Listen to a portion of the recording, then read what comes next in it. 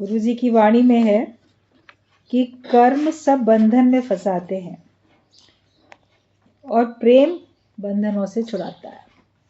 मनुष्य कर्म करने में तो बहुत तत्पर है, मैं ये कर लूँ, मुझे ये करना चाहिए, मैं ये करूँगा, लेकिन भावना प्रेम की रखेगा तो छूटेगा, और प्रेम के अतिरिक्त कोई और भावना रखोगे तो बंधन है। कर्म सब बंधन का कारण है, और जो ईश्वरीय प्रेम है वो हमको बंधनों से मुक्त करता है। तो हमें बंधन में बंधना है कि हमको छूटना है? अगर किसी प्रकार के बंधनों में बंधना है तो आप कर्म में लिप्त रहोगे, और अगर आपको छूटना है तो आप सर्व से प्रेम करोगे। इतनी बार दृष्टांत सुना कि संत ने सारे सृष्टि में प्रत्येक प्राणी से, जड़ चेतन हर एक से उसने प्रेम रखा, तो वो भगवान से मिलके एक हो गया। ना उसका सत्कर्म बना, ना उसका बदकर्म बना। प्रेम में कोई कर्म नहीं बनता है, क्योंकि वो तो अपना आप जान के होता है और सहजता से आपसे होता है। वो आपका स्वभाव है। जैसे पानी का स्वभाव शीतल है, उसका स्वभाव बहना है, उसका स्वभाव शीतल होना है। जितनी देर आप उसको आग के संपर्क में रखोगे उतनी देर वो गर्म रहेगा। वहाँ से संपर्क से हटा के रख दो तो उसको ठंडा करने के लिए कोई कोशिश थोड़ी करनी पड़ती है, वो अपने आप ठंडा हो जाता है, क्योंकि उसका स्वभाव ही शीतल है। अग्नि का तो स्वभाव ही उष्ण देना, गर्म देना है, तो उसमें गर्मी रहेगी ही रहेगी। आप कितना भी उसको ठंडा करना चाहो तो ठंडी थोड़ी हो जाएगी, उसमें गर्माइश रहनी रहनी है। लकड़ी के अंदर भी आग है, लेकिन उसके अंदर में अभी वो जैसे सुषुप्त अवस्था में है, उसमें वो प्रकट नहीं है, उसमें वो है लेकिन। और जब वो जलते हुए दूसरे लकड़ी का संपर्क करती है तो वो भी जलती रहती है, क्योंकि सामान्य तौर पे तो अग्नि उसके अंदर विद्यमान है। तो ऐसा नहीं होगा कि वो लकड़ी अग्नि के संपर्क में आए और न जले, क्योंकि उसके अंदर अग्नि है, सामान्य अग्नि उसमें है। विशेष अग्नि जब वो विशेष का संग करती है तो उसके अंदर वो प्रकट दिखती है। तो जिसका जैसा स्वभाव, प्रेम में अगर आप रहते हो तो ईश्वरीय प्रेम में प्रेम का स्वभाव ही है मुक्त होना। तो आप हो तो मुक्त, पहले से ही मुक्त हो, लेकिन अभी आप मुक्त के संपर्क में आए नहीं, तो आपको मुक्ति का निश्चय नहीं होता। जब आप ब्रह्मज्ञानी के संपर्क में आते हो, ज्ञान सुनते हो, तो फिर आप भी मुक्त हो जाते हो, आपको भी मुक्ति का निश्चय हो जाता है। तो ये हमेशा ध्यान रखना कि कर्म जो है वो बंधन का कारण है और प्रेम हमको बंधनों से छुड़ाता है। प्रेम चोट जिसको लगे और भासे संसार, उसको झूठा जानिए कपटी और मक्कार। कपटी और मक्कार आप लोग को कहा जाएगा अगर आप संसार को सच समझ के बैठे हो और कह रहे हो कि हमको तो बड़ा भगवान से प्यार है, हमको तो बड़ा सत्संग से प्यार है, हमको तो बड़ा गुरु से प्यार है। ईश्वर से अगर प्रेम है तो जगत नहीं दिखेगा। जगत दिख रहा है इसका मतलब ईश्वर नहीं दिख रहा है। एक ही चीज तो देखोगे, या जगत देखोगे या जगदीश देखोगे। तो इसके लिए हमें दृष्टि अपनी ऐसी बनानी है कि हमें हर जगह, सर्वत्र, हर समय हम सब भगवान ही भगवान को देखें, क्योंकि वास्तव में सच तो वही है, भगवान ही तो सब कुछ बना है। तो ये मत कहना कि मेरे को तो बड़ा प्रेम है। अगर कह दो तो फिर उसको निभाओ भी। जो प्रेम कहे तो निभाए भी। तो कह दे मेरा बड़ा प्रेम है और उसको निभाए नहीं तो लोग बोलेंगे ना ये तो केवल झूठा है। तो हम कहते हैं हमारा तो भगवान से बड़ा प्यार है, हमारा तो सत्संग से बड़ा प्यार है, ज्ञान से बड़ा प्यार है, मगर उसके हिसाब से चलते नहीं, उसको निभाते नहीं, तो कैसे कहा जाए कि तुम्हारा प्यार है। तो प्रेम चोट अगर किसी को लगेगी और संसार सूझेगा तो वो व्यक्ति झूठा है, कपटी है, मक्कार है, ये सब बातें बोल दी गई हैं। अब अपने को इतने इतने इल्जाम से तो बचाना ही पड़ेगा ना। कोई आपसे कहे तुम झूठे हो तो आपको क्रोध आएगा। मैं कहाँ झूठा, मैं तो सच्चा हूँ।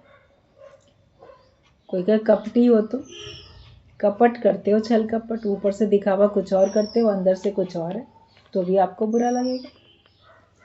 अगर मक्कार है तो मक्कारी करता है, मतलब कर सकता है लेकिन करना नहीं चाहता। जैसे दिखावा करता है कि मैं नहीं करूँगा, मेरे से होगा नहीं। कई लोग कहते हैं ना, हमसे तो होगा ही नहीं, हमसे मुक्ति का निश्चय ही नहीं होगा, हम तो पूरे ज्ञानी बन ही नहीं पाएंगे।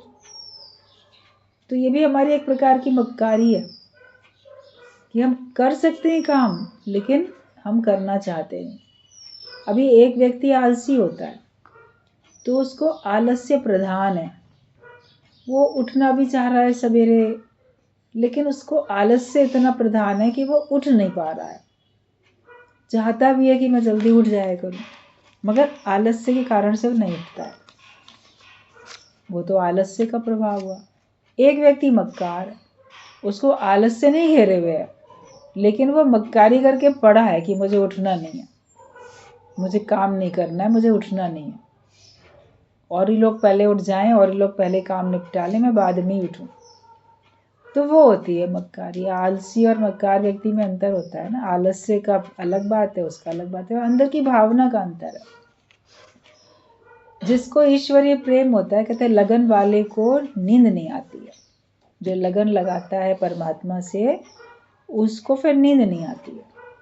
मतलब कि वो अज्ञानता की नींद में भी नहीं सोता और वो आलस्य में भी नहीं पड़ता है, वो तत्परता में रहता है, राम काज करने को आतुर रहता है बिल्कुल, कि मैं बिल्कुल तत्पर हूँ, आतुर हूँ, बस मुझे मौका मिले और मैं कार्य करूँ।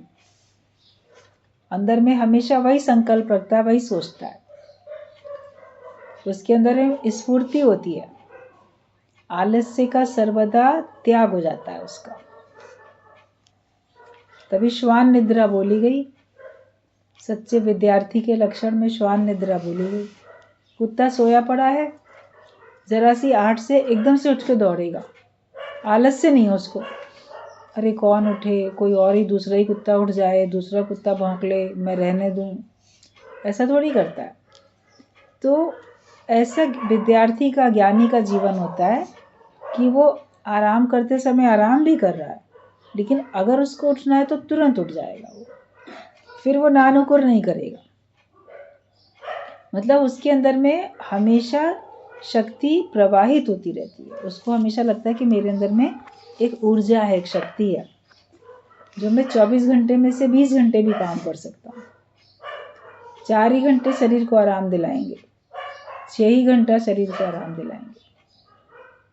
ज्ञानी तो अपने शरीर को कम से कम आराम दिलाता है, तभी उसका योग भी लगता है, तभी वो मुक्ति का अनुभव भी कर पाता है। तो सुस्ती और आलस्य छोड़ो और परमात्मा के प्रेम में आ जाओ। मीरा कहती है, दर्शन तेरा जिस दिन पाऊं हर चिंता मिट जाए।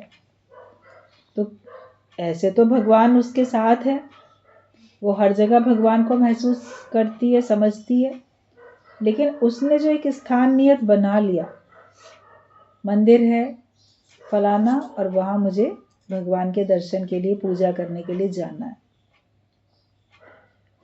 तो वो कहती है कि दर्शन तेरा जिस दिन पाऊं हर चिंता मिट जाए, कि जब मैं तुम्हारा दर्शन पाती हूँ तो मेरी चिंता मिट जाती है।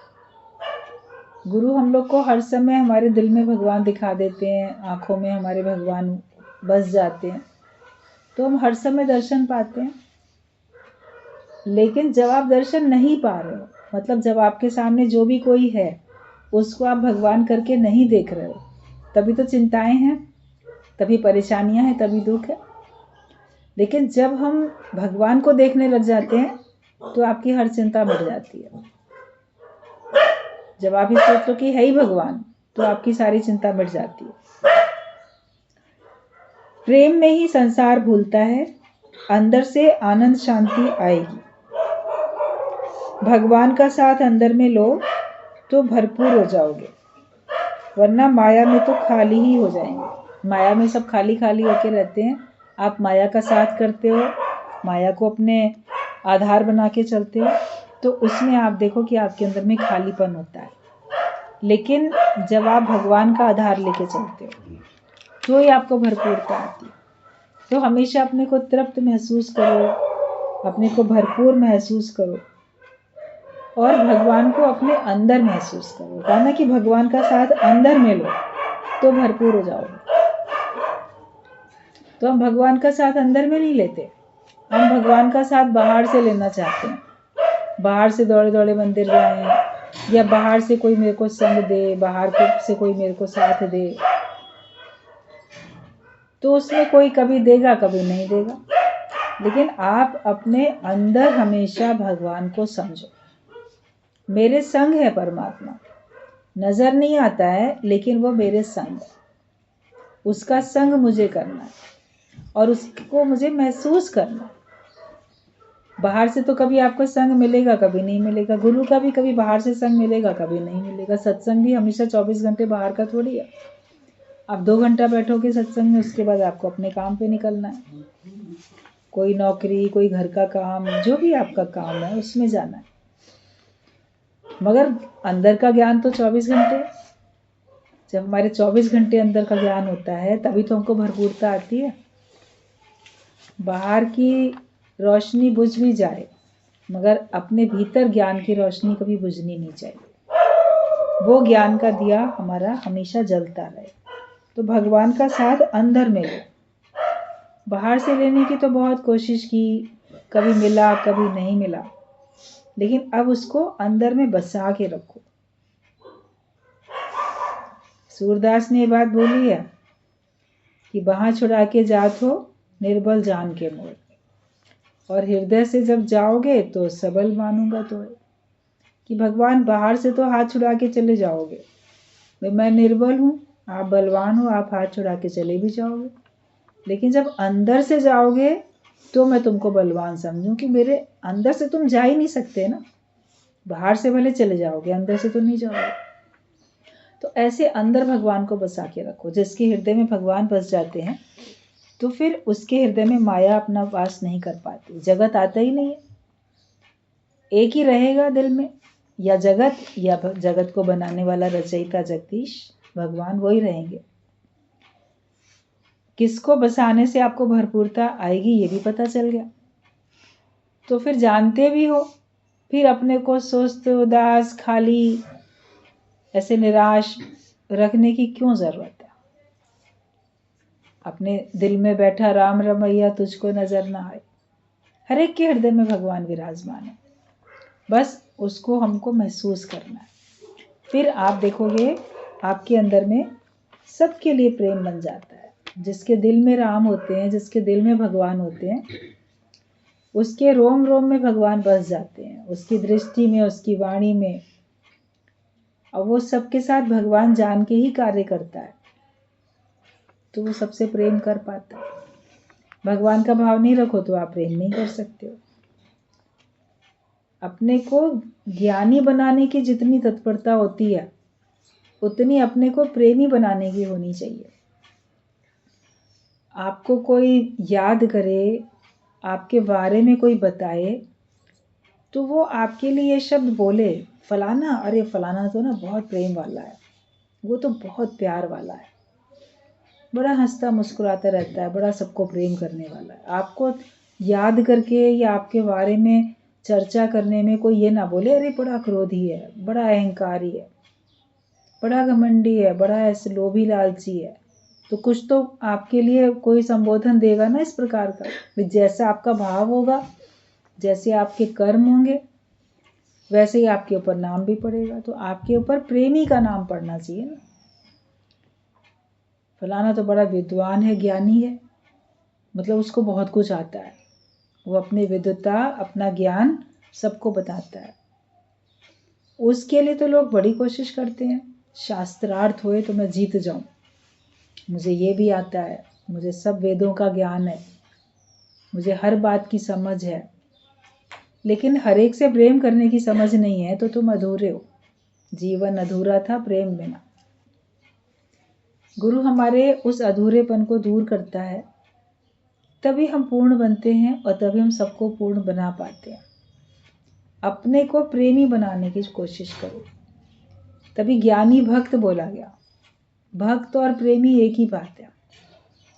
ज्ञान भी हो, ऐसा नहीं कि ज्ञान नहीं है, ज्ञान भी हो आपके पास, साथ साथ आपके हृदय में सर्व के लिए प्रेम भी होना चाहिए। तो जब भगवान का साथ तुम अंदर में लो तो तुम भरपूर हो जाओगे, तुम्हारा सारा अधूरापन खत्म हो जाएगा अगर अंदर से तुमने भगवान का नाम लिया और अपने अंदर भगवान को बसाया तो। God made man into his own image and likeness. भगवान ने मनुष्य को बिल्कुल अपने जैसा ही बनाया है, जैसा वो खुद है वैसे उसने मनुष्य को बना दिया है। तभी संत कहते हैं, शास्त्र कहते हैं कि तुझ में और परमात्मा में कोई अंतर नहीं है। You have command over all the world. तुम सारे संसार के ऊपर अपना शासन कर सकते। जैसे भगवान का शासन सारे वर्ल्ड पे चलता है, विश्व में चलता है, तो भगवान ने तुमको अपने जैसा बनाया, तुम सारे संसार के ऊपर अपना राज्य स्थापित कर सकते हो, मगर प्रेम से ही तो कर सकते हो। आप अहंकार से नहीं कर सकते, बल से नहीं कर सकते। आप बल बूते पे राज्य करते हुए दिखोगे तो भी आप अधूरे हो, क्योंकि आपके अंदर प्रेम नहीं है। भगवान के अंदर तो प्रेम है। जब आप भगवान का नाम लेते हो तो भगवान शब्द से या जिस भी इष्ट को आप मानते हो, देवी को, हनुमान को, राम को, कृष्ण को, जिसको आप मानते हो, जब भगवान आपके दिल में आते हैं, भगवान के बारे में सोचते हो, तो क्या कभी आता है कि वो तो बड़ा अहंकारी है, वो बड़ा क्रूर है? हमेशा आता है ना, भगवान तो दयालु है, भगवान तो प्रेम करने वाला है। वो हेतु रहित दया करता है, किसी कारण से नहीं कि ये मेरा है इसलिए मैं इस पे दया करूं, या इसने मेरे संग अच्छा किया इसलिए मैं अच्छा करूं। लेकिन भगवान का नाम आपके दिल में आते ही, भगवान का ख्याल आते ही आपके मन में ये इमेज आती है कि वो बहुत प्रेम वाला है, वो बहुत हमारा अपना है। तो तुम्हारे लिए भी तो दूसरे के मन में यही इमेज आनी चाहिए ना कि वो बहुत प्रेम वाला है, वो बहुत अपना है। तभी तो तुम में और भगवान में कोई अंतर नहीं रहेगा, और तभी तुम सारी सृष्टि के ऊपर राज्य कर सकते। ब्रह्म ज्ञानी का सारी सृष्टि पे शासन चलता है, मतलब हर एक उसको अपना मानता है, हर एक उसके अधीन रहना पसंद करता है, स्वेच्छा से, जबरदस्ती का शासन नहीं। ऐसे तो कोई डिक्टेटरशिप में भी जाएगा, बड़ा डिक्टेटर होगा, जैसे बहुत दूसरे को अपने इशारे में चलाने वाला, कठोर, उसके भय में सब लोग उसके शासन में चलेंगे। लेकिन ज्ञानी के प्रेम में सब लोग उसके शासन में चलते हैं। तो सबके ऊपर तुम्हारा राज्य है, और मनुष्य का राज्य बाकी सारी योनियों के ऊपर है। शेर, सर्प, सबके ऊपर राज्य है तुम्हारा। मनुष्य को भगवान ने अपने जैसा बनाया, तो मनुष्य हर एक को अपने अधीन कर पाता है ना। हिंसक से हिंसक पशु हों, हर एक को अपने हिसाब से चलाता है। आप देखो, प्रकृति को भी अपने हिसाब से चलाता है।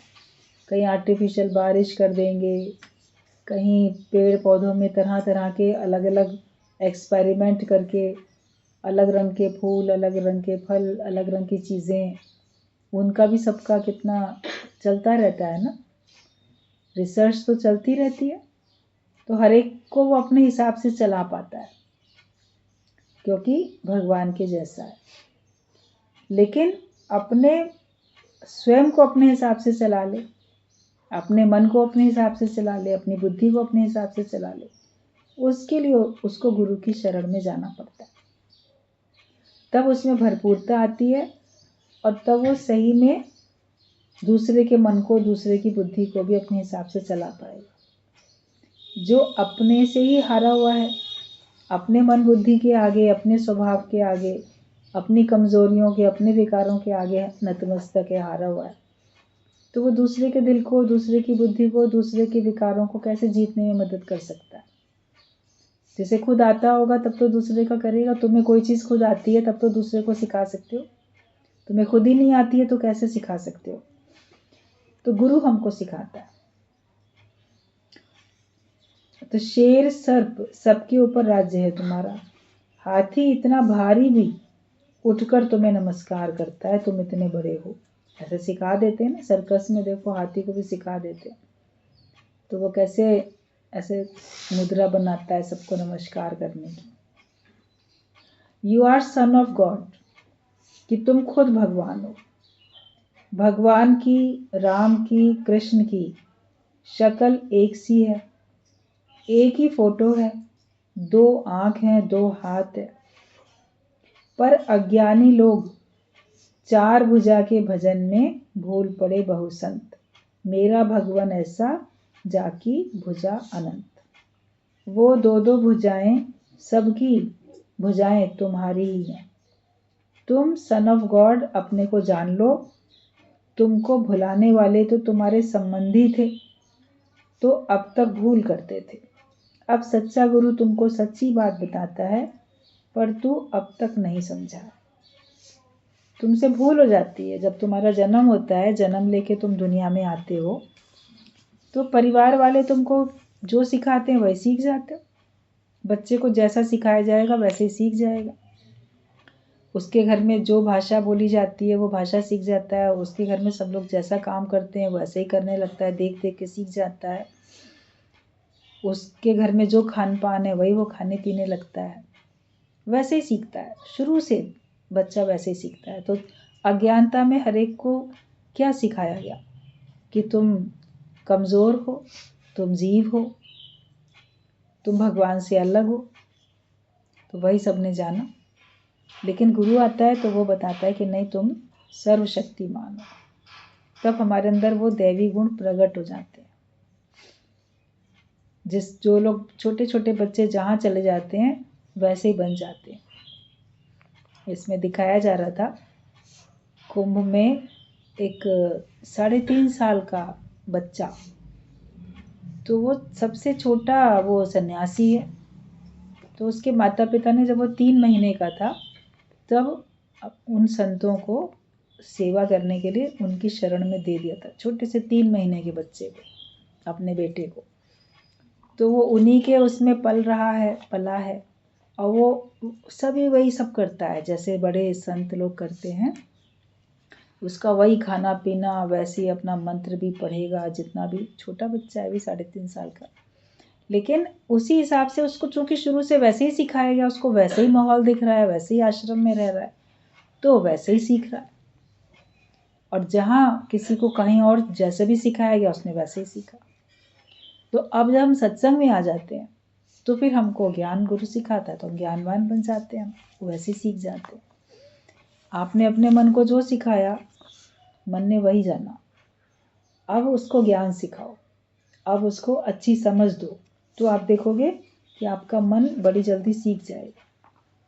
मन की ये खासियत है कि वो नई चीज़ सीख सकता है, और पुरानी अगर उसके काम की नहीं है तो उसको छोड़ भी सकता है। अगर उसकी एक खासियत नहीं होती तो फिर वो कभी भी अज्ञान को छोड़ ही नहीं पाता, और ज्ञान फिर कभी सीख ही नहीं सकता था। तो इसलिए ये नहीं कि मन बड़ा हठी है, वो कुछ कर नहीं सकता। अगर हम उसको सिखाएंगे तो वो सीख भी सकता है। तो तुम्हारे संबंधी तो तुमको भुलाने वाले थे, उन्होंने तुमको भगवान से दूर किया, पर सच्चा गुरु तुमको सच्ची बात बताता है, लेकिन तुम अब तक समझते नहीं हो। गुरु तुमको रोज सिखाता है, मगर तो भी तुम रोज सीखते नहीं हो। अब तक कितने अवतार आए हैं तुम्हें सुनाने, और अब मैं लास्ट का अवतार आया हूँ। दादा भगवान बोलते थे, अभी तक तो बड़े अवतार आए जो तुमको सिखा के गए, लेकिन अब जब तुम्हारे सामने मैं हूँ तो तुम समझो कि मैं लास्ट अवतार आया हूँ तुम्हारे लिए। क्योंकि तुम अगर नहीं सीखोगे तो तुम्हारा तो जन्म ऐसे ही चला जाएगा ना। अब और किससे सीखने के लिए जाओगे कहीं? जब तुम्हें कोई सिखाने के लिए है तैयार, सामने है, तो उससे अपना सीखने का काम पूरा कर लो। नहीं तो पता नहीं कितनी जगह तुम भटकते ही रहोगे। आखिरकार ये आयु तुम्हारी ऐसे ही बीत जाएगी। तो उन्होंने कहा कि तुम्हें सुनाने के लिए मैं लास्ट का अवतार आया हूँ। तुम गुरु से मगरूरी से बात मत करो। गुरु के साथ हमेशा हमें नम्रता भाव से बात करनी चाहिए, और हमें कभी अहंकार के साथ बात नहीं करनी चाहिए। अगर अहंकारी होकर बात करोगे, मगरूरी करोगे, तो नुकसान तुम्हारा ही है। नम्रता भाव से रहोगे तो सीख भी पाओगे। और नम्रता भाव में नहीं हो तो कौन सिखाएगा तुमको? अहंकारी को कौन सिखा सकता है? उसको आईनों की बीमारी पहले ही लगी पड़ी, मुझे तो पहले ही सब कुछ आता है, मैं ये भी जानता हूँ, मैं वो भी जानता हूँ। वो सबको को बोलेगा मैं जानता हूँ, तो फिर उसको और कौन सिखा सकता है? अपनी स्लेट को खाली करो, पोंछ दो, तब तो उसमें नया कुछ लिखा जाएगा। पहले से ही लिखा हुआ है और उसको हटाना नहीं चाहते, तो उसमें नया क्या लिख दे? उसमें अगर नया लिखोगे भी तो पहला और अब का लिख के सब पता नहीं कैसा हो जाएगा, आप ठीक से पढ़ भी नहीं पाओगे। आपका जीवन ऐसे ही ना ज्ञानी वाला रहेगा ना अज्ञानी वाला रहेगा, फिर ठीक से जीवन जी भी नहीं पाओगे फिर। तो अपने हमेशा ये रखो कि गुरु के साथ हमको नम्रता भाव से बात करनी है। एक एक एक्शन, एक एक हमारा बोलना सब बहुत नम्रता भाव से हो और आदर भावना से होना चाहिए। साधारण तरीके से समझ के अगर आप लोग बात करते हो तो आपके मुक्ति में वही देरी होती है। भगवान कृष्ण को भी अर्जुन ने जब ये बात समझी तो इस बात के लिए भगवान से माफ़ी मांगी। भगवद गीता में आपने पढ़ा है, सुना है। उसने जब समझा इस बात को, भगवान की महानता को जितना हृदय से उसने महसूस किया, तो वो कहता है कि मैंने कभी भी तुमको हे सखा कह के भी अगर बात की तो जैसे मेरे उस अपराध के लिए मुझको क्षमा करो, क्योंकि मैंने तुमको साधारण समझा। या कभी आप दोस्तों के साथ, कभी अकेले में, कभी कहीं मेरे द्वारा अगर आपके लिए कुछ ऐसे शब्द बोले गए साधारण, तो वो जैसे मेरे द्वारा आप अपमानित किए गए, तो उसके लिए मैं क्षमा मांगता हूँ। उसको महसूस हुआ ना कि जो महान है उसके साथ मुझे महानता से बात करनी है, लेकिन हमने उसको साधारण समझ के बात की। तब तो वो उसने ज्ञान नहीं सुना था, तभी उसने साधारण तौर पे उसको अपना मित्र करके बात करता था। लेकिन ज्ञान सुनने के बाद उसने अपने अज्ञानता वाले जीवन में भी जो उसने साधारण समझा, उस बात के लिए भी माफ़ी मांगी। और अगर कोई ज्ञान सुनने के बाद भी अगर साधारण समझ के बात करेगा, तब तो उसको कितना दोष है। उस समय तो उसको पता ही नहीं था कि ये भगवान भी है, उसको अपने जैसा साधारण समझ रहा है। लेकिन जब हमें महसूस हो जाए, हम तब रियलाइज करें। और गुरु ने केवल अपने लिए नहीं बोला, उसने प्रत्येक के लिए बोला, हर एक के लिए। घट घट में बसे भगवान, पहचान सके तो पहचान। अगर आप नहीं पहचानोगे और साधारण करके किसी से भी बात करोगे तो ये आपका दोष है, अपराधी हो आप, भगवान के अपराधी हो। भगवान ने कहा मैं सब में बस रहा हूँ, लेकिन हर एक के हृदय में बसने वाला मैं और मुझ अंतर्यामी को मूढ़ लोग नहीं पहचानते। और किसी से भी द्वेष करते हो तो जैसे मेरे से ही द्वेष करते हो। कही है ना ये बात भगवान ने। जब भगवान को मानते हो तो भगवान की बातों को भी मानो, भगवान की शिक्षाओं को भी मानो। किसी के साथ भी द्वेष नहीं, किसी के साथ भी बुरा व्यवहार नहीं, सबके साथ अच्छा प्यार का व्यवहार। यही हमारे लिए सबसे बड़ी ज्ञान की एक कुंजी है, और यही हमारी ज्ञान की पूंजी भी है। मास्टर की भी यही है और हमारा पूरा धन भी यही है। हमारी एक एक बात को समझेगा तो ज्ञान ज़रूरी हो जाएगा। जब हम गुरु की एक एक बात को समझेंगे तो ज्ञान हमारे लिए लगेगा कि कितना ज़रूरी है।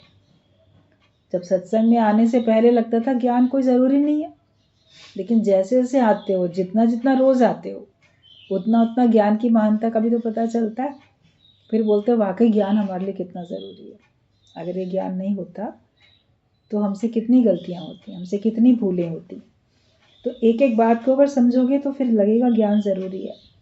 गुरु कहता है ना भीख मांगो ना भिखारी बनो, ना भिखारी बनाओ। तुम भीख देगा तो भीख मांगने वाले ज़रूर बनेंगे। भीख मांगो भी नहीं, खुद भी भिखारी नहीं बनो, दूसरे को भी भिखारी नहीं बनाओ। आपसे कोई मांग रहा है, आप देते रहते हो, तो आपने तो उसको भिखारी बना दिया ना।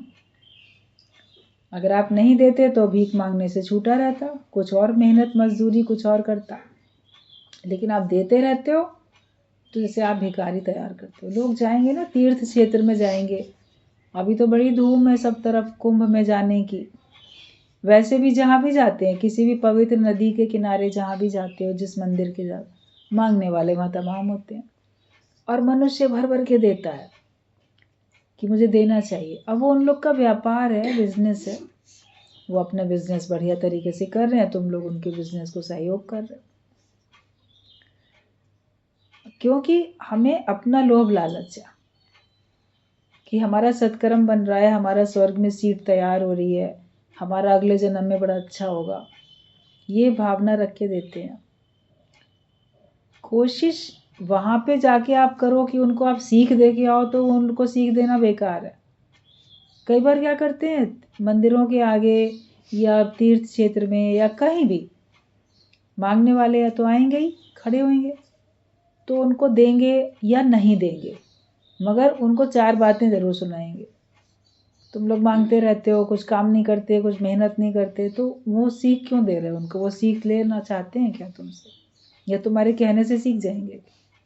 व्यर्थ में अपना आप समय, अपनी शक्ति, अपना दिमाग खराब करते हो। आपकी शब्दों का मोल ही नहीं है वहाँ पे कोई।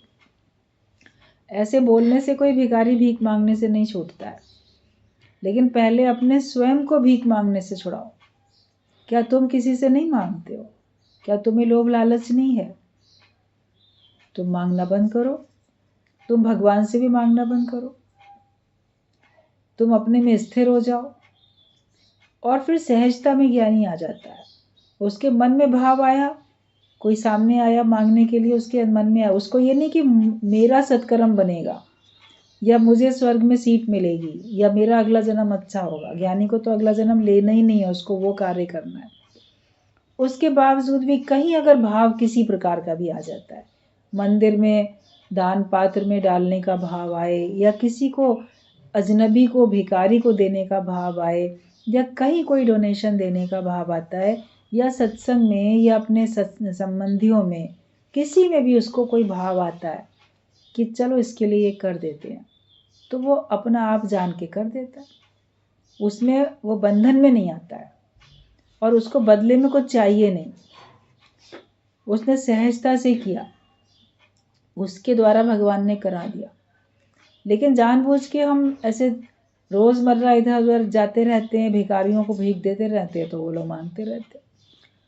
आपको नहीं देना है, आप मत दो, मगर उनके साथ बैठ के बात भी नहीं करो। उनको ये भी नहीं कहो चलो चलो हमारे घर चलो तुमको काम देंगे, ये भी नहीं बोलो। अपने काम से काम रखो, वो उनकी लाइफ है, तुम्हारी अपनी लाइफ है। जब किसी को अंदर से ये समझ आ जाए कि मुझे मेहनत करनी चाहिए, और वो उसका रिसीविंग माइंड सब तब बनेगा जब तुम्हारा उससे ज़्यादा उठना बैठना संपर्क होगा और तुम्हारी उससे मित्रता होगी, प्रेम होगा, तब कोई तुम्हारी बात को मानेगा। वरना तो गुरु की बात भी नहीं मानते लोग, सुनते भी हैं ज्ञान, अब मानते भी नहीं है गुरु की बात। तो हमें ना तो भीख मांगनी है, ना कोई भिखारी बनना है, ना दूसरे को हमें भिखारी बनाना है। तुम भीख देगा तो भीख मांगने वाले जरूर बनेंगे। मांगन से मरना भला, ये सतगुरु की सीख। मांगने से मरना अच्छा है, यही गुरु तुमको सच्ची सीख दे रहा है। तो इससे हमें कर्मों के प्रति बड़ी सावधानी और सजागी रखनी चाहिए। मांगने से हमको मिलता भी नहीं है, और मांगने से मिल जाए तो उससे हमारा भला होता भी नहीं है, तृप्ति भी नहीं आती उससे। आपको कोई भी चीज़ मांगते रहते हो फिर मिल जाती है तो उतनी खुशी नहीं होती। बच्चे फरमाइश करते रहते हैं अपने पेरेंट्स से, मम्मा ये दिला दो, पापा ये दिला दो, मांगते रहते हैं, उनको लाके दे देते हैं, खुश भी हो गए, 2 मिनट खुश हो गए, उतनी खुशी नहीं होती। लेकिन कभी उन्होंने नहीं मांगा, अचानक से देखा कि पिता बाहर से आया, उनके लिए कोई चीज़ ले आया, कोई खिलौना या जो वो चाहते थे, बिना मांगे अचानक से सरप्राइज गिफ्ट मिल गई। उसमें कितनी ज़्यादा खुशी होती है कि हमने मांगा भी नहीं था, हमने कहा भी नहीं था, लेकिन हमें अचानक से गिफ्ट मिल गई। उससे कितनी खुशी होती है, चाहे वो छोटी सी चीज़ होती है, मगर उसमें खुशी तो मिलती है। तो भगवान तो तुमको हर दिन सरप्राइज गिफ्ट कुछ ना कुछ ज़रूर दे रहा है। बिना मांगे आप रहो तो देखो आपको कितना कितना मिलता रहता है, उसी में हमको खुशी होती रहती है। सच्ची खुशी चाहिए तो मांगना करो बंद, राजा बन के जियो। राजा का काम देना होता है, मांगना नहीं होता। तो अपने को भिखारी पने से छुड़ाओ और दूसरों को भी इच्छा रहित करो। चाह जो है इच्छा, वही तो हमको भिखारी बनाती है। तो उससे हम हर एक को बचाते चले जाएं। सबको सही शिक्षा की ज़रूरत है, सांसारिक शिक्षा की भी ज़रूरत है, नैतिक शिक्षा की भी ज़रूरत है, सामाजिक हर प्रकार की, धार्मिक हर प्रकार की शिक्षा की हर एक को सही तरीके से ज़रूरत है। तभी हर एक का जीवन अच्छा बनेगा। सत्संग हमको मोक्ष की तरफ लेके जाता है, हमको योग लगाने में मदद करता है, लेकिन उसके साथ साथ आपका व्यवहार भी तो सिद्ध करता है कि आप जीवन जी रहे हो तो कैसे जी रहे हो। व्यवहार भी सिद्ध होता है तो परमार्थ भी सिद्ध होता है हमारा, दोनों चीज़ें होती हैं। बैलेंस बना के गुरु हमको जीवन जीना सिखाता है। तो अपनी लाइफ में बैलेंस रखो, ईश्वरीय प्रेम में रहो, ईश्वर की बनाई हुई सारी सृष्टि को प्रेम कर सको, सबकी मदद कर सको, लेकिन खुद कुछ भी नहीं चाहो, बदले में ये मैंने किया तो ये भी मेरे लिए करेगा, ये भाव अपना अंदर से हटा के चलो। तब आप देखोगे कि आपको सचमुच में सच्ची समझ मिलने से ही हमको सच्ची प्रसन्नता मिलती है। तो मांगो किसी से कुछ भी नहीं, सतगुरु की ये सीख है, इस सीख को हमेशा अपने पक्का करके रखो।